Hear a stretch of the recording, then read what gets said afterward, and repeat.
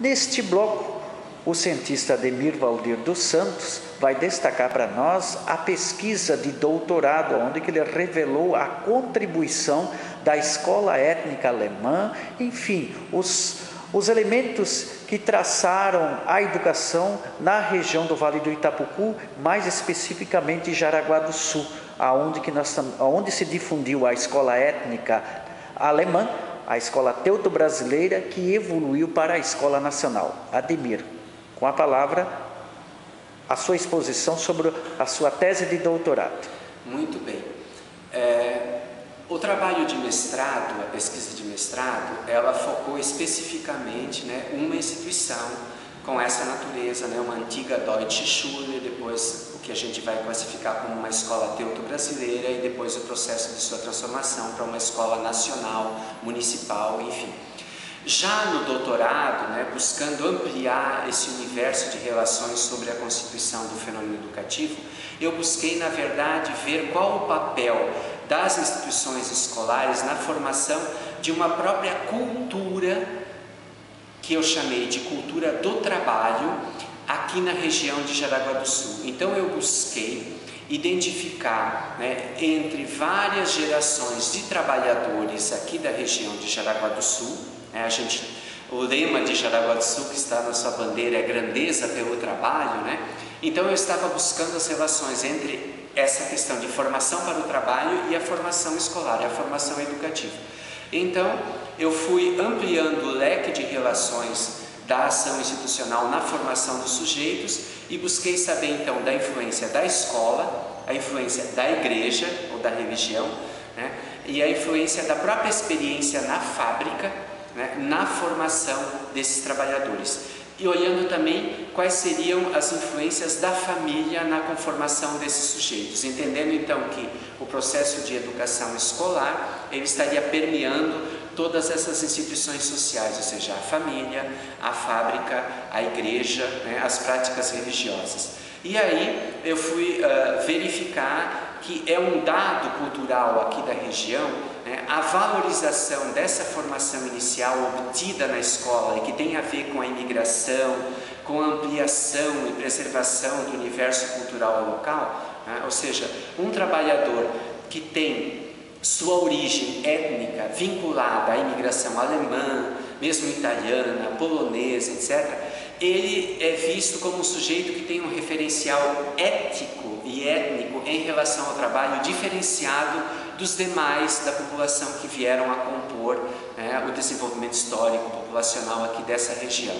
Então, na minha tese de doutorado, eu busquei criar um universo de relações entre essas práticas educativas que tiveram origem nessas escolas étnicas de imigrantes e depois como isso teve uma contribuição fundamental ou um peso, uma influência na formação no âmbito familiar, religioso e para o próprio trabalho na fábrica, na indústria, que nós sabemos é o motor econômico da nossa região aqui.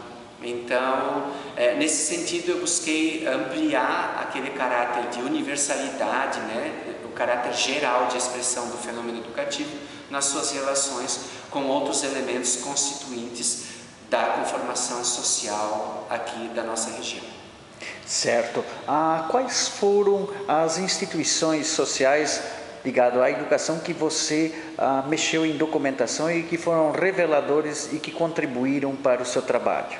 Bem, eu trabalhei com um corpus documental que envolve mais de 20 instituições aqui da região, algumas que não existem mais, algumas que foram transformadas nesse movimento que já foi descrito e outras instituições que estão até hoje, porque eu trabalhei com pelo menos 3 gerações de imigrantes e de seus descendentes. Então, essas pessoas tiveram uma experiência de formação em escolas diferentes, em diferentes tempos, em diferentes momentos históricos. Mas trabalhei com escolas de toda a região aqui, de Jaraguá do Sul, de Guaramirim, de Corupá, de Schroeder, de São Bento do Sul, porque essas pessoas tiveram uma formação, mesmo que muitas vezes 1, 2 ou apenas 3 anos de escola, isso os primeiros, eles tiveram uma formação que foi muito matizada por esse aspecto ético e étnico vinculado à imigração.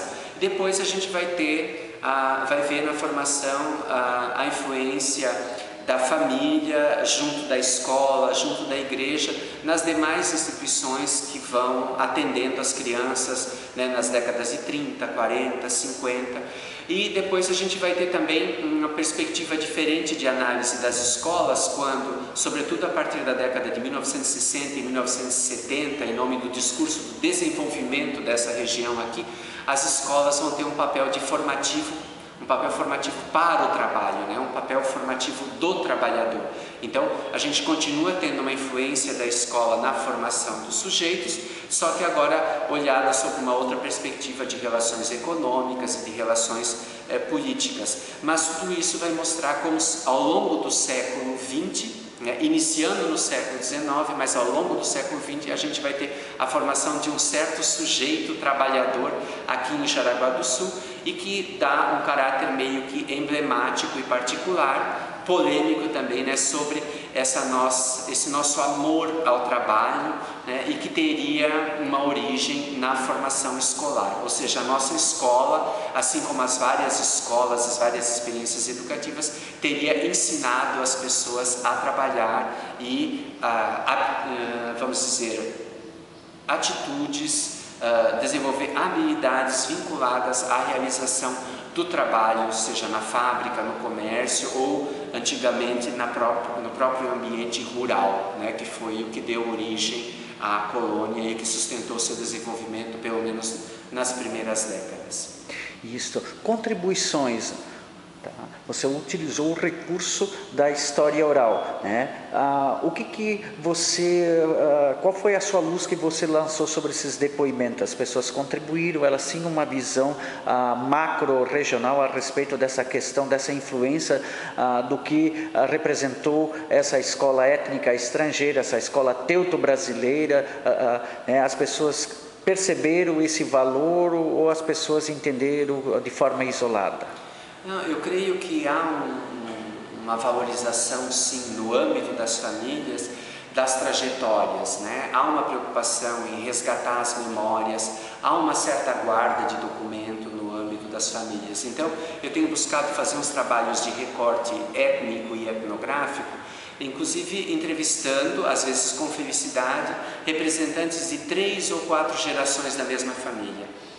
Então, tenho resgatado elementos não só da história da escola, mas como da história da própria infância nesse cenário da imigração alemã aqui em Santa Catarina e nessas regiões em específico. Então, eu creio sim que esse é um trabalho que a gente vai retroalimentando. À medida que os trabalhos estão sendo divulgados e publicados, a gente faz chegar às próprias famílias, né, os seus relatos, a sua voz, a sua memória. Então, as pessoas olham, né, o documento, a entrevista citada numa revista internacional importante, numa revista nacional importante, né, num capítulo de livro, olham isso, né, expresso na escrita acadêmica e dizem, nossa, aquilo que eu tive, aquilo que eu passei, aquilo que eu contei, contribui para a escrita da história de vários sujeitos, né, e dos sujeitos do povo, dos sujeitos comuns, e não apenas daquelas vozes, né, dos grandes, né, dos que ocupavam cargos políticos importantes, mas sim,